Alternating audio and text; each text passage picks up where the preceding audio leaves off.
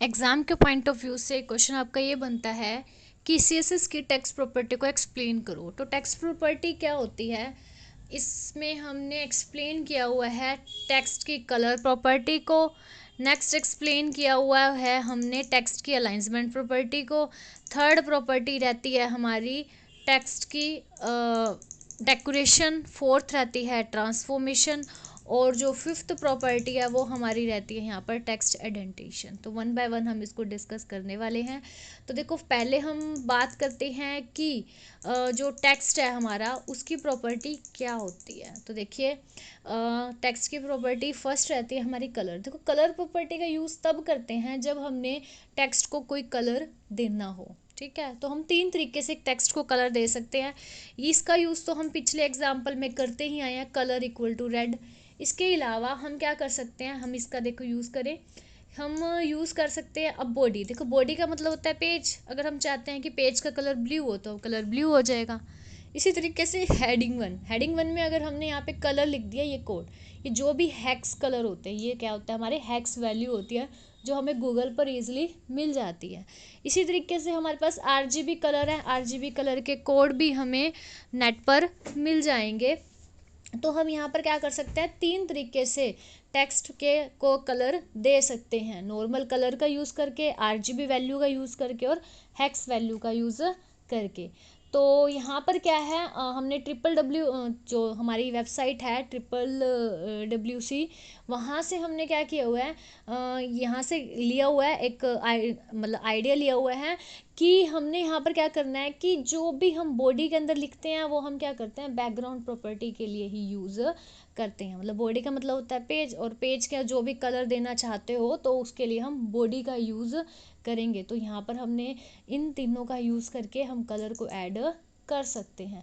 Next रहता है हमारा टेक्स्ट अलाइंसमेंट। देखो, टेक्स्ट अलाइंसमेंट क्या करता है, टेक्स्ट अलाइंसमेंट प्रॉपर्टी का यूज़ क्या करता है, हॉरिजेंटल अलाइंसमेंट को टेक्स्ट करता है। हॉरिजेंटली मतलब जो आपका टेक्स्ट लिखा है वो हॉरिजेंटली कैसे रहेगा, मतलब जो आपका टेक्स्ट होता है वो एक क्या होता है, हॉरिजेंटल वे में लिखा होता है ना। हम कोई भी पैराग्राफ लिखते हैं तो क्या होता है, हॉरिजेंटल वे में। तो वो जो लाइन है उसको किस तरीके से सेट करना है, वो लेफ्ट में रहे, सेंटर में रहे, जस्टिफाई रहे, तो उसके लिए हम क्या करते हैं, टेक्स्ट के अलाइंसमेंट प्रॉपर्टी का यूज़ करते हैं। ठीक है, ये हमने एक एग्जांपल लिखे हुए हैं कि अगर H1 की हेडिंग को सेंटर में करना है, राइट में करना है, या जस्टिफाई करना है।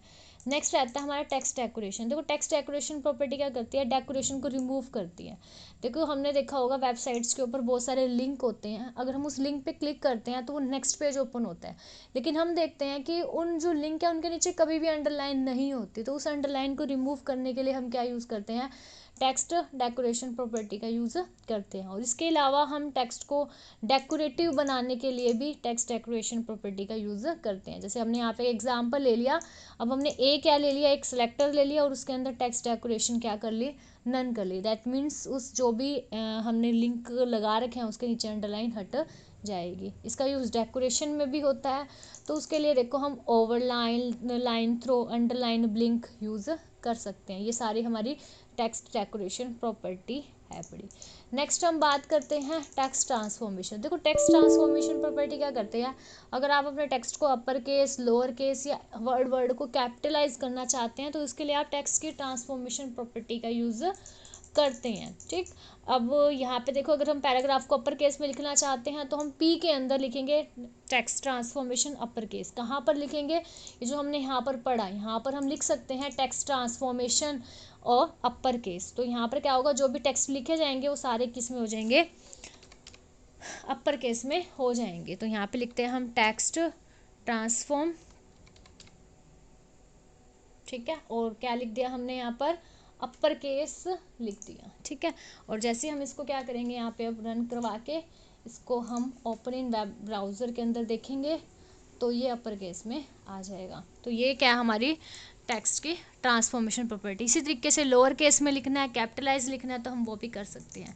नेक्स्ट रहता है टेक्स्ट आइडेंटिशन। टेक्स्ट आइडेंटिशन प्रॉपर्टी क्या करती है, फर्स्ट लाइन टेक्स्ट में स्पेस देती है। मतलब हम चाहते हैं कि जो हमारे पैराग्राफ शुरू हो रहा है उसकी जो फर्स्ट लाइन है वो थोड़ी दूरी पर स्टार्ट हो, मतलब थोड़ा इंडेंटेशन, मतलब हमने इंडेंटेशन को छोड़े, थोड़ा स्पेस छोड़े, तो उसके लिए हम क्या करते हैं, टेक्स्ट इंडेंट प्रॉपर्टी का यूज़ करते हैं। तो इसी तरीके से ये हमारी 5 इम्पोर्टेंट टेक्स्ट की प्रॉपर्टी है जो कि हमारे एग्जाम पॉइंट ऑफ व्यू से भी इम्पोर्टेंट है। Thanks for watching my video. Exam